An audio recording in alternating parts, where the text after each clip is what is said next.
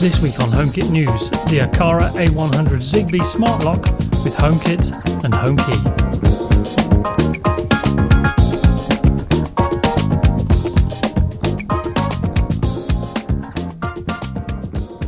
First off, big thanks to Michelle at Aqara for sending this new product for review, which in this case is the Aqara A100 Zigbee, the international model for the A100 series. It uses Bluetooth for direct connection, it works with Aqara of course, and is HomeKit compatible, as well as being the first lock to use Apple HomeKey. It also works with Google if that's something that you use. The A100 has quite a few unlock methods, which includes a fingerprint sensor built into the handle itself, a keypad that allows for up to 75 passcodes, and Apple's latest foray into smart home convenience, Apple HomeKey. The A100 is a complex bit of kit with lots of parts, so let's have a look what's in the box. As expected, there's a manual which comes in English, Russian and Chinese, but this manual is only for setup once the lock is installed. For the actual installation, there's a special template to assist in making sure you cut all the relevant holes to size and in the right places. Next is the internal mortise lock itself, and whilst I continue, here are some important notes you might find useful. Mortise locks are quite different to the more common deadbolt locks found in the US, and whilst this is a smart lock, Aqara still provide a couple of keys as a backup. Spoiler alert, you're unlikely to need them. To go with the keys, there's a single-sided Euro cylinder lock, should you actually need to use the keys, and also included is a strike plate. Let's now look at the parts you're actually going to see on a daily basis, namely the handles that allow you to lock and unlock your door. Now, as soon as I got my hands on this, it was apparent that Aqara has put a lot of time and effort into making this look and feel premium, and it really does. Still, it needs installing, which thankfully was done by these professional gentlemen here. Unless you've fitted a lock of this type before, I'd strongly recommend leaving it to those with the right tools. A product of this type needs to be handled carefully, of course, but once installed by skilled hands, the results really did speak for themselves, and since it's been installed, my wife is actually very impressed. With the lock installed, I'll just go through how each part works, so you get an idea of how easy the lock is to use, despite all the complexity that goes into making such a product. As it's HomeKit compatible, you're going to need the HomeKit code of course, which you'll find located inside the battery cover. If by any chance the batteries do die, you can actually connect a power bank to the lock via a USB-C port to get the lock working until you replace the dead batteries. The A100 takes 8 AA batteries, although I'm informed it can actually function on just 4, with the other 4 batteries actually acting as a backup. The battery compartment's also home to a couple of buttons that allow for some basic control over the settings for the lock. Here's what the internal half of the A100 is capable of. So pulling the handle down disengages both the deadbolts as well as the latch bolt above. You have to hold the handle down to open the door, of course. Pulling the handle up re-engages the deadbolts, and for additional security you can also engage the night latch. Additionally, pulling the handle down will also disengage the night latch as well as the other locks. Whilst the internal side is mostly mechanical in terms of operation, logs in the Aqara app and in the cloud will still record certain actions, which includes whether the handle has been raised, for example, or whether the door has been left open. On to the outer half and the opening methods available to us. By far the easiest one is via the built-in fingerprint sensor. In case you're concerned, all fingerprint data is stored locally on the lock, never anywhere else.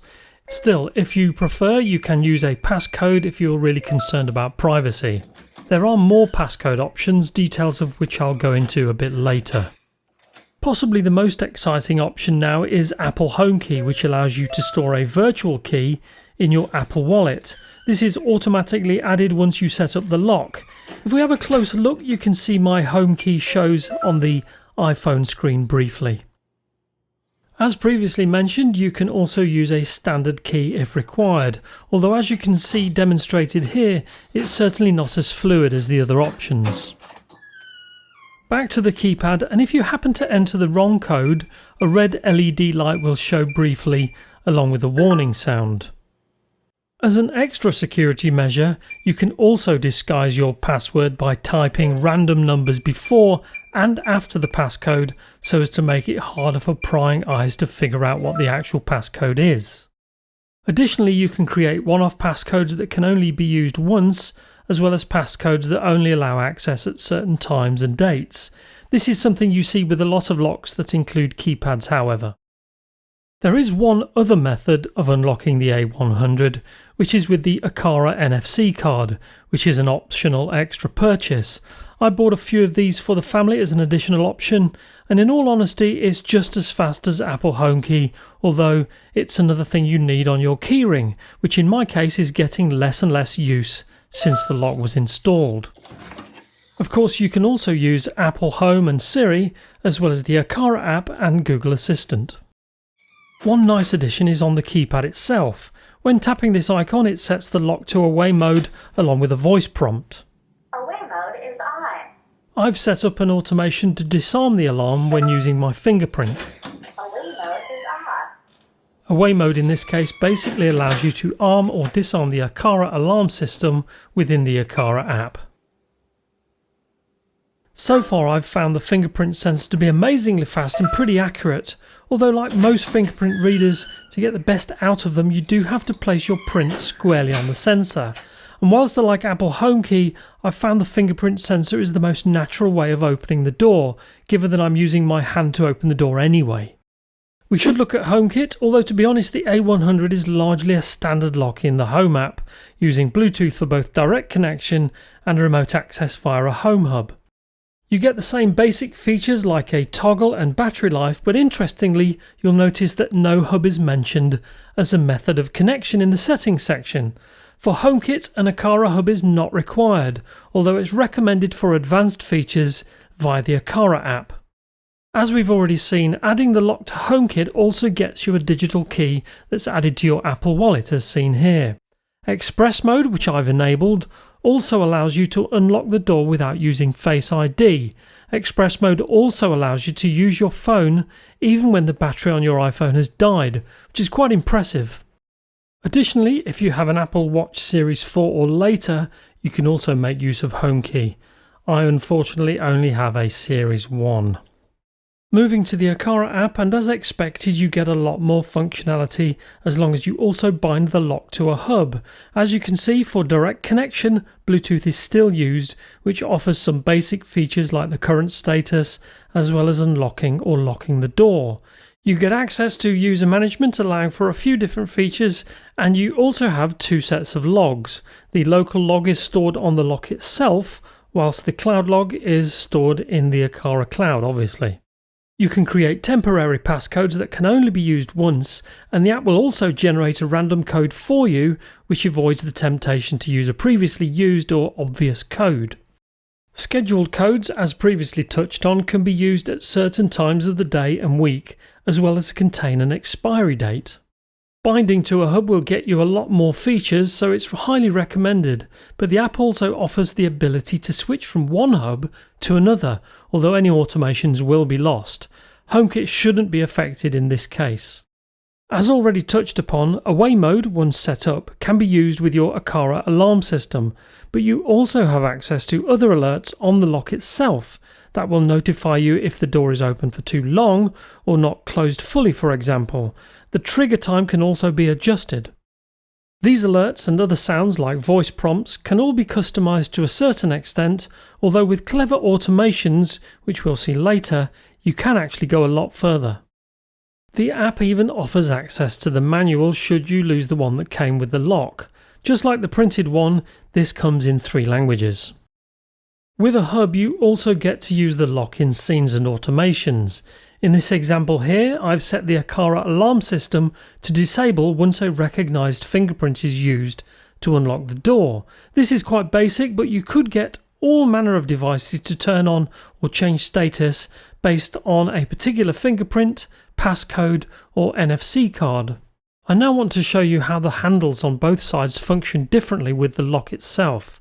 So regardless of the state of the deadbolts, including the latch bolt, the outside handle cannot unlock any of them unless you use one of the unlock methods. If I engage the deadbolts, you can see there's no control from outside. The only thing the outside handle can do is to engage the deadbolts. However, in this demonstration, if I first engage the night bolt, then try to open the door using my fingerprint, upon unlocking the door, you'll see that the night bolt will unlock as well. You do only have a couple of seconds, however, and once the lock re-engages, the outside handle is no longer able to unlock the door, only lock it. I mentioned earlier that the lock has a built-in alert system for when you leave the door open, for example.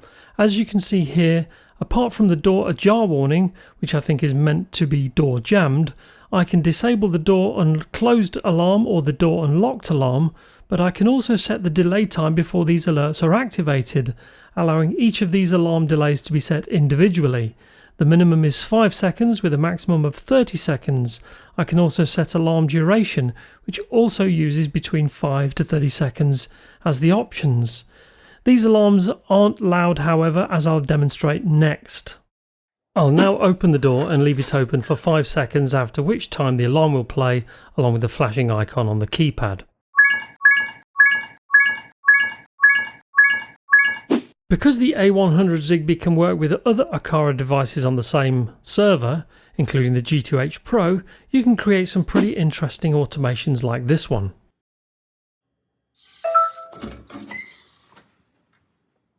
Welcome home, Simon. Oh, and don't forget to lock the door. This automation makes use of both my specific fingerprint being recognised, along with the custom ringtone feature within the G2H Pro. What's great about an automation like this is that it'll work only for me. Look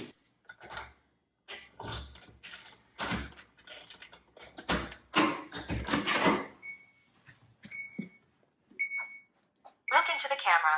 You're being recorded. You don't belong here. And the owners have called the police. This automation is set if someone uses the key to unlock the door in the event the key falls into the wrong hands. The key doesn't disable the Aqara alarm, and in fact my abode alarm will also be triggered in this instance. When it comes to automations for the A100, you've got a ton of options as to how the lock can trigger other devices, including open door with assigned fingerprint, as already demonstrated, or lock verification failed multiple times, which is a great way to alert any funny business going on. This is just one of the many reasons I've really enjoyed using this lock, which brings us to our pros and cons. So we'll start with the build quality, which you have to see in person to truly appreciate. It really does put some locks to shame. My keyring has already gotten a lot lighter given all the options for opening the door, so once again this is the lock to beat for choice. HomeKey is a relatively recent addition to HomeKit, but a very welcome one for many, I'm sure, so I'm happy to see this on this lock anyway. Now, if you don't have an Aqara hub, this is still an excellent HomeKit lock anyway, but seriously, just get a hub already. With a hub, you're going to get tons of options, albeit not available in HomeKit, but really, does it matter? Certainly not to me. The final point isn't a con as such, as Aqara are not claiming this lock is suitable for outdoor use, but if you can place it away from the elements, it's still one of the best locks I've ever tested. That's our look at the Aqara A100 Zigbee. So if you've enjoyed this video, please give it a thumbs up, subscribe if you haven't already, and make sure you select the bell icon to notify you when our next video drops. Feel free to leave any questions or comments below, and until the next time, stay safe, and let's all hope for a better future for everyone.